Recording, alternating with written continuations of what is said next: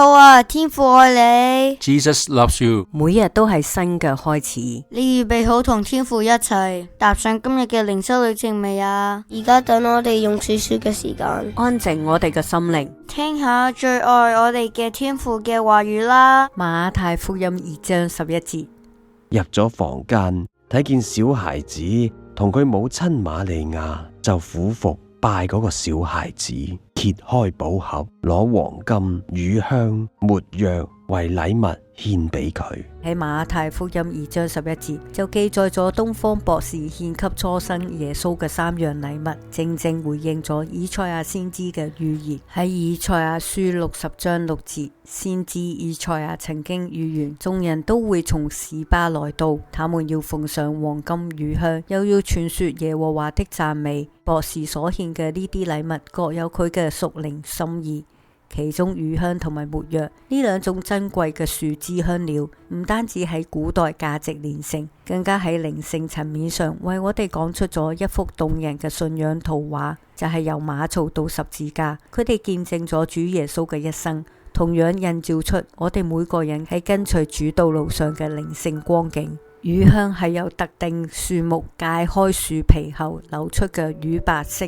樹脂，當佢哋被放置喺炭火上燃燒嘅時候，會散發出純正、濃郁並且直通雲霄嘅煙霧。喺舊約聖經當中，乳香成日被用於聖殿嘅香壇同埋獻祭當中，佢象徵住向上升騰嘅禱告同埋神所悅納嘅敬拜，同樣提醒咗我哋，信仰唔單止係日常生活當中嘅實踐，更加係一場同神親密嘅靈性相交。正如詩篇141篇2節所講，願我的禱告如香陳列在你面前，願我的手舉起如獻晚祭。喺喧囂同埋繁忙嘅日子當中，我哋係唔係願意安靜落嚟，讓我哋嘅禱告好似乳香咁喺主面前焚燒，將我哋嘅讚美、感恩同埋祈求化為馨香之氣呢？如果話乳香象徵住向上升騰、純潔嘅敬拜，咁沒藥就截然唔同，佢帶有一種深層嘅苦味。佢同樣係植物嘅樹枝，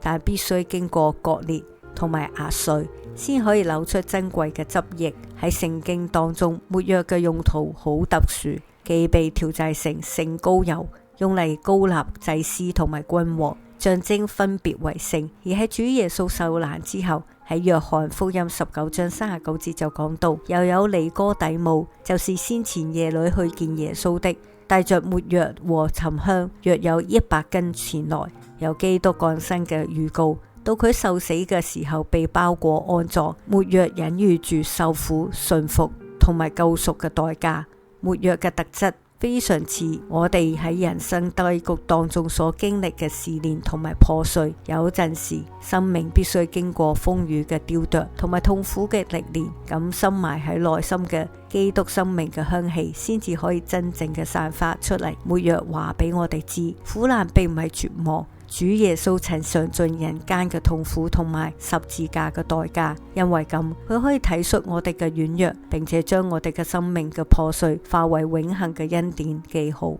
東方博士將乳香同埋沒藥獻俾初生嘅耶穌，仿佛提前預告咗主耶穌嘅一生。乳香代表主耶穌，佢以完美嘅順服獻上自己。同樣，沒藥都代表咗主耶穌為世人嘅罪經歷咗世人難以想象嘅苦難同埋死蔭。正如使徒保羅喺哥林多後書2章15節所講，因為我們在神面前，無論在得救的人身上或滅亡的人身上，都有基督馨香之氣。喺我哋嘅日常生活當中，神同樣渴望我哋獻上呢兩樣生命嘅禮物，將我哋不停止嘅禱告、對神嘅敬拜同埋信心毫無保留咁升向寶座，並且將生命當中嘅苦難、破碎同埋願意順服主旨意嘅謙卑嘅心靈，都交喺主耶穌佢嘅手裏面。盼望我哋嘅生命喺聖靈嘅感動底下，日漸散發出基督嗰一種獨特嘅馨香之氣，以致當我哋無論身處喺順境嘅感恩或者逆境嘅熬煉當中，都可以成為討神喜悅嘅活祭。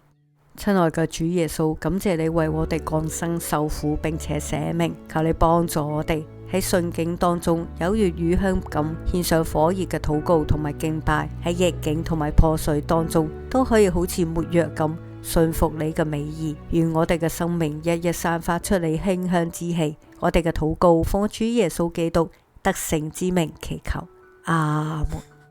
詩歌沒藥。